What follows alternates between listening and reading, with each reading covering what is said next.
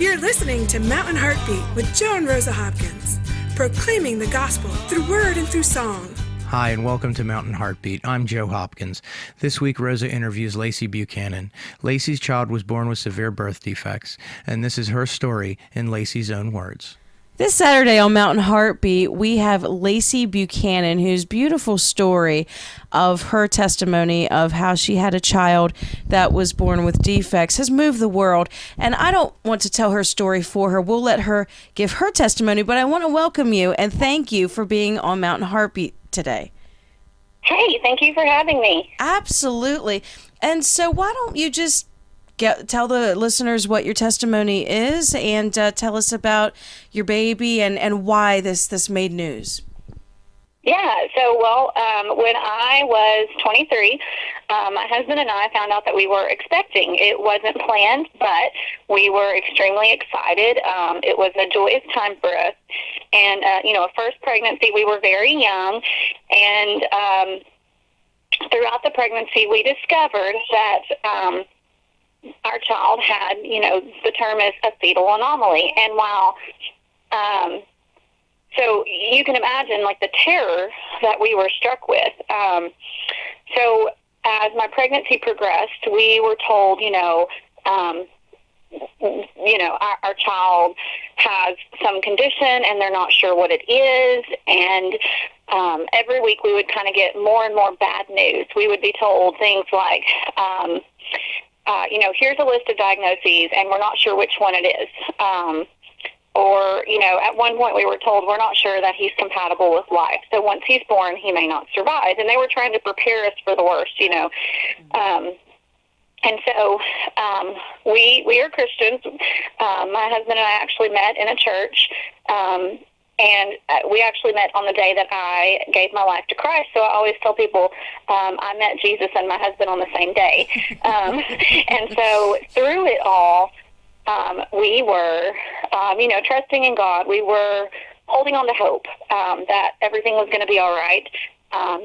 We trusted that God loved our baby more than we did even. And so on the day that he was born, while we were very hopeful that everything was going to be okay, we were also just, utterly terrified. But the fear did not still the joy of the pregnancy and of having, a child at such a indescribable time, to bring a life into the world, and it's just amazing. And so, that was there too. And so on the day that Christian was born, I had to have a C-section for his safety. And so he was born, and he immediately started screaming. And we knew that meant that he was breathing, that he was alive, which was the concern of the doctors, that he wouldn't be able to breathe on his own. And so it was just this moment of relief for us. He's alive. That's step one. We've made it that far. Absolutely. And so, and so he went off to the NICU. He was rushed to the NICU. They wanted to make sure that he was stable and make sure that everything was taken care of. And I had to go to recovery from my surgery. And it was about 8 hours later before we got to really see him for the first time. And when we finally got to see him, we got to start really seeing his condition and sort of what was going on. And although we didn't understand what was going on, just seeing it, Christian's birth defect is a very physical one. And so we were finally able to understand the magnitude of what was going on. And it took the doctors about 2 months to name his condition. And it's a very rare condition. He's actually one of 50 or 60 documented cases in medical history. There's just not many people out there like him. And so it took the doctors a while to figure out what it was. And it took us a while to figure out, a plan of action about how to treat him and things like that. And we spent about a month in the NICU getting him stable, getting him ready to go home.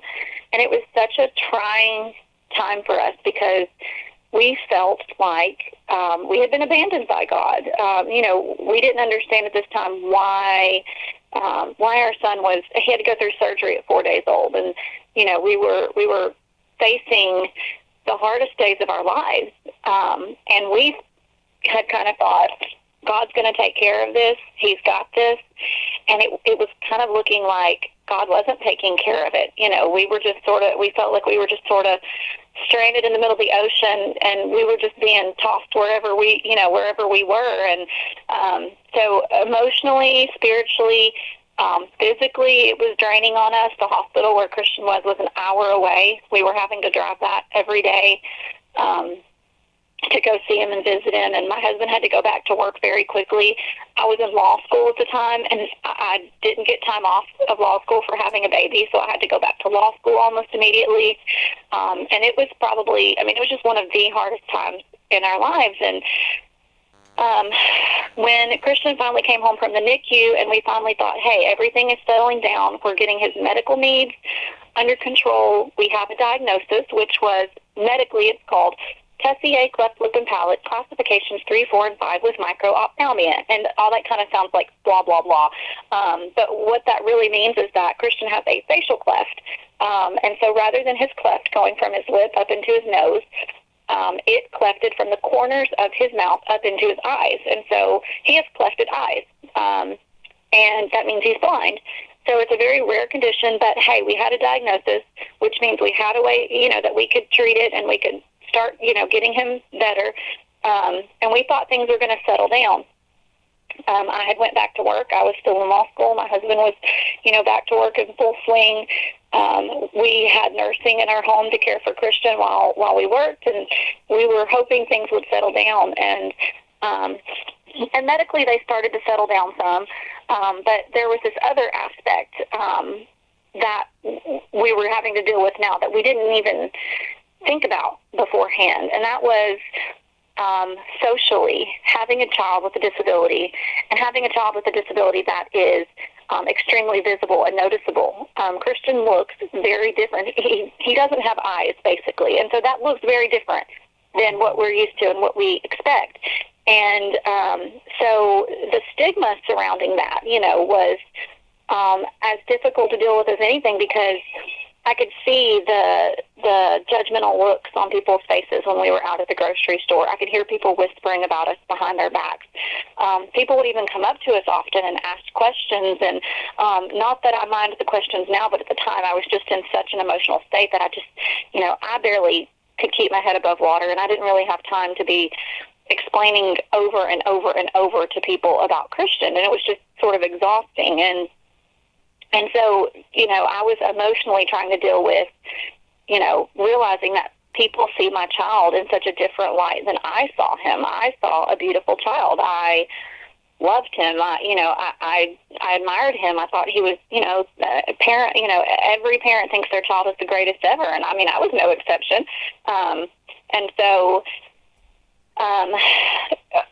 I was trying to find a way to deal with that as well. And so, I was posting pictures on Facebook just like any mother does of her child. And occasionally it would elicit responses that were, just sort of mean. And that was kind of shocking to me.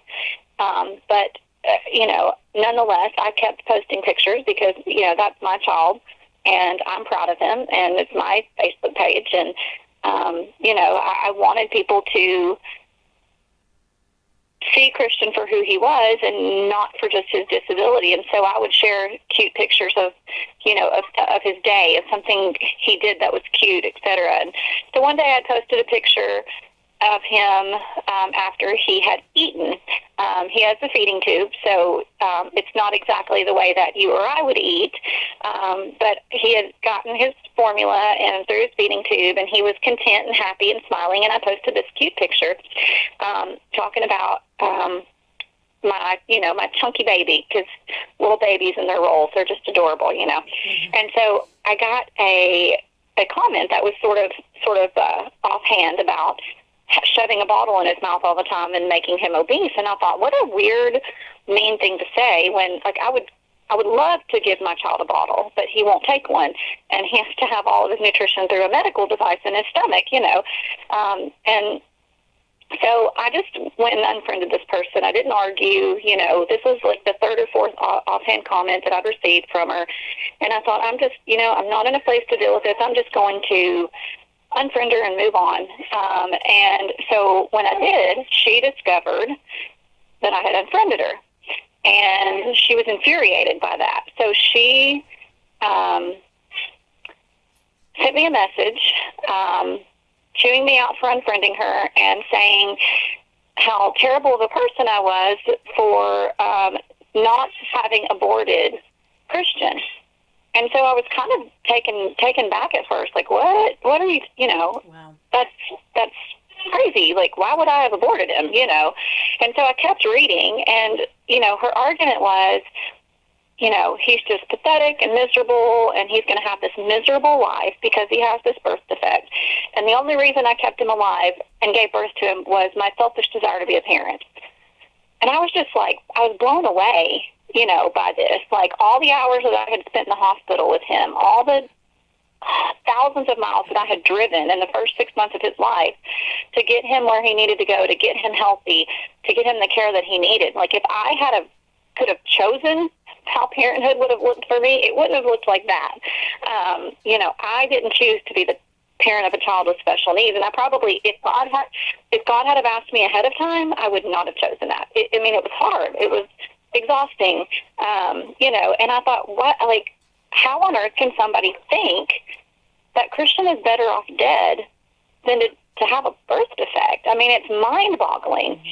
And so that got me thinking, I wonder how many other people who see us out in public and give us those weird looks, I wonder how many of them are thinking the same thing that this lady's thinking, that Christian is just better off dead. I knew the truth. I knew that Christian was happy. I knew that Christian was loved by his parents. And, I know that there are healthy kids who don't have parents who love them. And, it sort of seemed like that was more important, that Christian had things that other kids didn't, even if he didn't have, the health that other kids did. And so, for about a year, those comments, they just sort of burned in me. They bothered me. I just wanted to do something about it, but I didn't know what. And so finally, about a year after those comments, I was sitting at work one day on my lunch break, and I was just scrolling through YouTube and saw a video of a lady named Lizzie Velasquez, and she also has a disability, and she talked in her video about somebody had taken a video of her without her knowledge, put it on YouTube, and had called her the world's ugliest woman, and it had millions of views. Millions of people had been laughing at her expense because of the way she looked, because of her disability. And it broke my heart for her and for Christian, because I was thinking, Christian's got to grow up in a world where this is the kind of thing he has to hear. And Christian can't help his disability. He can't help. Thank you for joining us this week on Mountain Heartbeat. That's all the time we have for this week. However, Rosa will be continuing her interview with Lacey Buchanan next week, same channel, same time, on Mountain Heartbeat. If you'd like to find this and other fine programming, you can find it on youtube.com/Joe and Rosa Hopkins, or you can find it on soundcloud.com/Rosa Hopkins. If you'd like to hear more of Rosa's blog, you can find it on gutsychristianity.com. And thank you very much for joining us this week on Mountain Heartbeat. I certainly hope to join you again next week. And thank you very much. God bless you all.